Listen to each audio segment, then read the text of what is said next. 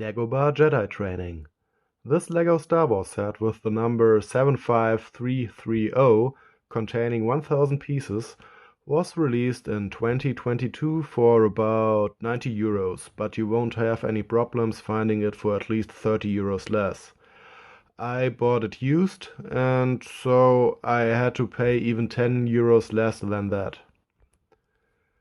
This set, which contains 1000 pieces, will be about 22 centimeters wide and 16 centimeters high. As the title suggests, and as you probably can see, it takes place on Dagobah. So this is a diorama which is inspired by The Empire Strikes Back. There are several diorama sets, I think 3 so far, but this is my first one in the Star Wars universe. What we can see in detail, I think we will speak about it later. Over here is the manual, and it shows some pictures from the movie, some marketing blah blah, the completed set.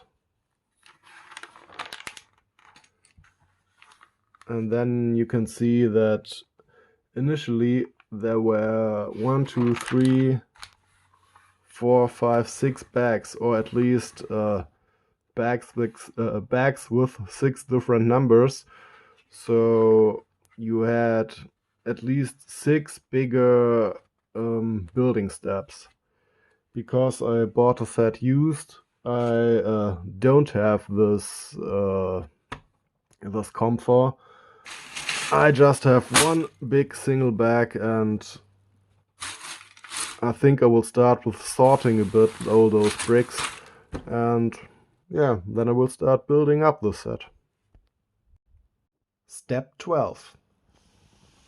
I have to place 3 of those wide 2x2 plates on the back side of my construction. So this is my construction and this is the back side. And you see I have to place them 1, 2, 3, 4, 5.5 of those circles from the top, and 1, 2, 3, 4, 5, 6.5 of those circles from the bottom. Okay, then let's see. That's not so easy to see in the slide. Okay, 1, 2, 3, 4, 5.5 from the top, that's fine. And 1, 2, 3, 4, 5, 6. And that's not a half one, that's a full one. 7 from the bottom. It's impossible to place them only 5.5 or 6.5 from the bottom, because it would have to be half a stud wider, and that's wrong. It isn't. I don't know. I think the manual is wrong here. Step 19. I just have placed those 2 tiles, and wow, they are really prints, no stickers. Back in the 90s, those would have been just 2 plain black tiles, and you would have to put stickers on them. And I really sucked at stickers. You can't imagine how awful it looked when I put stickers on my Lego bricks. It was just terrible. I always had to ask my parents to do it, and they didn't like to do it either, so they could do it way better than I did, but most of the time I had to do it myself, and damn it, I really hated it. It always looked like a 2-year-old has put those stickers on the bricks, and I really wish there would have been prints back then. This is great. I love it. Step 43. At the moment, I'm placing 177 of those transparent green 1x1 tiles, and whoa, this really is no pleasant job. It's extremely repetitive, it's annoying. They could have at least mixed in some 1x2 tiles or even 1x3 tiles. That would be amazing to have some variety. But doing the same of this small stuff, it's just annoying.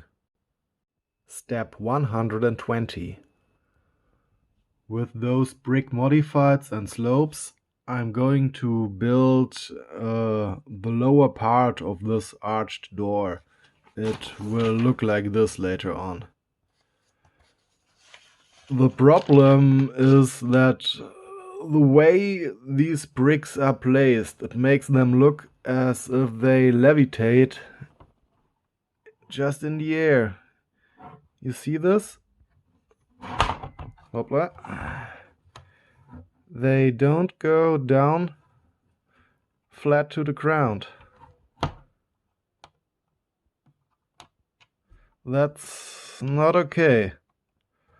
Later on it will look like the whole door complex is just levitating, just flying in the air. And it's definitely not one of Yoda's force tricks. That's not okay. He will get some wet feet. Step 167. One of those 1x1 dark brown slopes is missing. Well, that's the problem with used sets. You always can't be sure if there isn't any part missing, if the set really is complete.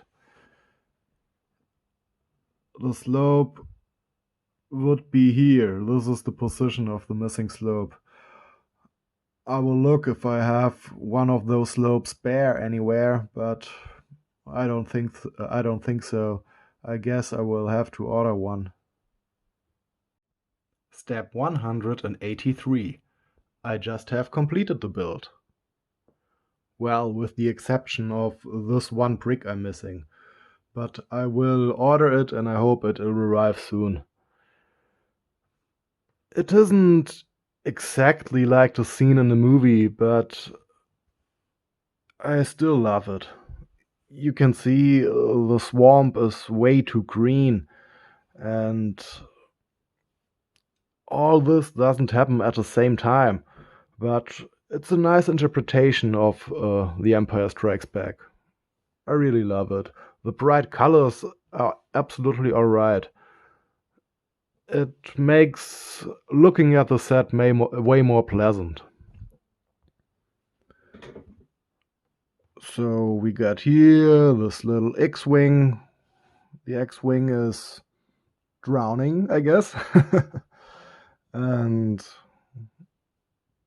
behind this little Yoda, you can see a snake.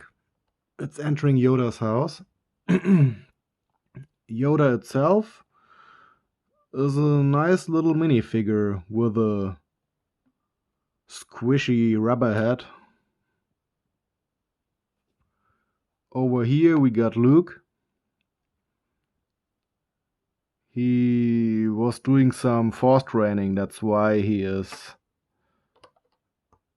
put like this. Normally I don't like it, but in this case it's alright that this minifigure does have two faces. You see, here is Luke's concentrated face, and on the back he is looking a bit more anxious. I don't know. Normally I don't like it because you can't use the minifigures without their hair. If you want a bold minifigure, it looks stupid if they got a head, a face on the backside too. Over here we got R2-D2, and he got a bit dirty in the swamp. He has a print on both sides, that's cool. but when you look exactly on the top of it, you can see that his head isn't really printed symmetrically. It's not exactly centered, the print. What else do we have? Oh yeah, here in the corner is a little frog. That's cute. We can turn the set around and have a look inside Yoda's hut. Back there you can see a pot where he's cooking. Inside the pot there's some green soup. On the left side there's Yoda's bed. And I don't know what a blue crystal thing in the background is.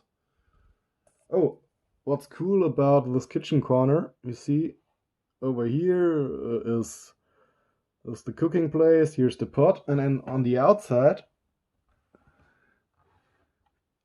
you see smoke coming out of the hut, exactly where the kitchen is. And they made the smoke with this crest from a helmet. That's a funny idea. Well, I like that there are those prints. This is a print, and this is a print, so no stickers at all. The minifigures are quite cute. I like the whole scenery. Oh, the print says, "Do or do not, there is no try." Sorry, I can't quote Yoda better. Yeah. I can't get over his rubber head. That's too funny. He looked way uglier on the box, so I feared it's just an ugly minifigure, but it's quite well made. Snakey? Bzz, bzz. No, that sounded more like a bee than a snake. Well. And, well, placing all those bricks, that wasn't fun like I said before, but I like the result very much. The only thing that is not so cool is that you can see on all those 10 studs the remains from the casting process, and on those green tiles you can see, or green bricks, you can see into plates. Over here, all those white dots, that, oh, I don't know. In my imagination or in my memory, Lego was able to do that better in the past, but the whole set, as a result, looks quite nice. I love it. It's a cool diorama and I will keep it. One final thing I'd like to mention is that this set isn't completely flat. It's a bit wobbly. The underside consists of several plates stuck together, and those plates don't seem to create a very flat surface. It's not much, but it seems to be bent at least a tiny bit.